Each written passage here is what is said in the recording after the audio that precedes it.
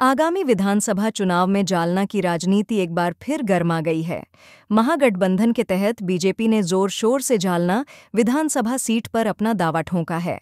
एक समय पर शिवसेना का गढ़ मानी जाने वाली इस सीट पर अब समीकरण बदल गए हैं, खासकर शिवसेना के विभाजन के बाद। शिवसेना के 2 गठों में बंटने से पार्टी की ताकत कमजोर हुई है।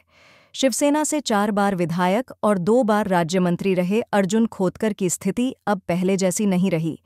खुद के परिवार को ईडी के मामलों से बचाने के लिए शिंदे गुट में शामिल होने के बाद खोतकर की राजनीतिक पकड़ ढीली पड़ती दिखाई दे रही है। बीजेपी और शिवसेना के बीच जारी राजनीतिक खींचतान में अर्जुन खोतकर के विधानसभा टिकट कटने की संभावना है। ऐसा माना जा रहा है कि लोकसभा चुनाव के दौरान खोतकर ने गठबंधन धर्म का पालन नहीं किया था और राव साहेब दानवे के खिलाफ खुलकर प्रचार किया था। इस बार इसका बदला लेने की तैयारी बीजेपी कर रही है। जालना में दोनों शिवसेना गुटों का प्रभाव कमजोर हो गया है, जिससे खोतकर का चुनाव जीतना मुश्किल लग रहा है। बीजेपी ने इस बार जालना विधानसभा सीट पर भास्कर आबा दानवे को संभावित उम्मीदवार के रूप में पेश किया है। जानकारों का कहना है कि जालना की जनता पिछले 35 सालों से एक ही चेहरे देख रही है, जैसे अर्जुन खोतकर और कैलाश गोरंट्याल। जनता अब बदलाव चाहती है और भास्कर आबा दानवे के रूप में नया चेहरा उभर रहा है, जो पहली पसंद हो सकता है। इस बीच बीजेपी नेता और पूर्व मंत्री राव साहेब दानवे ने भी शिंदे गुट के नेता अर्जुन खोतकर पर तीखा हमला बोला है। हालांकि उन्होंने उनका नाम लिए बिना ही उन्हें चेतावनी दी है। उन्होंने कहा कि उन्होंने कई नेताओं की राजनीतिक कुर्सी हिलाई है और खोतकर इसका अपवाद नहीं होंगे।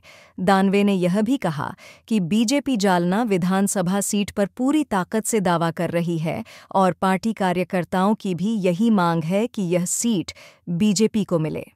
राव साहेब दानवे ने महाविकास अघाड़ी सरकार पर भी निशाना साधते हुए कहा कि जालना मेडिकल कॉलेज में देरी उसी सरकार के कारण हुई थी।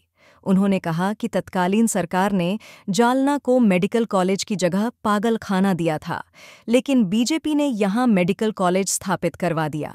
प्रधानमंत्री नरेंद्र मोदी 9 तारीख को इसका उद्घाटन करेंगे।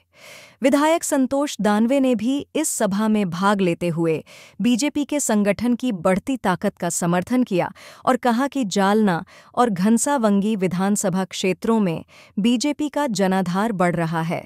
उन्होंने कहा कि पार्टी अब पहले से कहीं ज्यादा मजबूत है और कार्यकर्ताओं की भावनाओं को पार्टी नेताओं तक पहुंचाया जाएगा।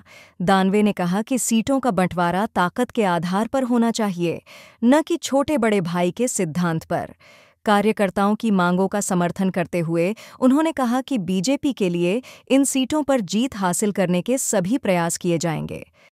श्री 12 ज्योतिर्लिंग मंदिर मूर्ति कंस्ट्रक्शन के विशेषज्ञ मंदिर निर्माण, मूर्ति, शिखर, गुंबज निर्माण, पुरातन मंदिरों का जीर्णोद्धार, आरसीसी सभा मंडप और पेंटिंग कार्य उचित दरों पर किए जाते हैं। संपर्क करें शिल्पकार गोपीनाथ लक्ष्मण राठौड़ को दिए गए नंबर पर। हमारी कोशिश रहती है आपको सच्ची और निष्पक्ष खबरें देने की। अगर आपको हमारा काम पसंद आया हो तो वीडियो को लाइक, शेयर जरूर करें और लोक प्रश्न न्यूज़ चैनल को सब्सक्राइब करना ना भूलें।